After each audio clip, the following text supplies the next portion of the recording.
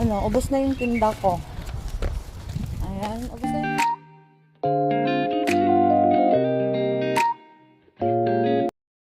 Hi guys, maglalato na ulit tayo ng ating ensalada. So, hinihintay lang natin itong magic. May 3 na lang akong natitira at i-deliver ko to dito sa malapit lang dito sa amin. Ka-building ko lang siya. So, kumikita ka buhayan. So guys, meron po tayong apritada on Monday. And then, meron din po tayong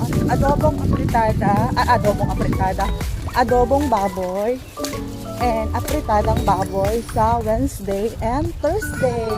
Meron din po sa Saturday sa mga gusto pong umorder. Just PM lang po, Yumi Solera. Thank you guys! So, thank you nga pala sa mga umorder ng aking paninda for today. So, bali, babalik na tayo sa ating building. Itong mga pinagdiliberan ko, malapit lang dito sa amin. Kumbaga, kahanggan ko sila. So, umakyat na rin ako sa kabilang building uli para i-deliver yung natitira pa. And then, tinatawagan ko na rin si ate para pick upin yung kanyang order. So, guys, thank you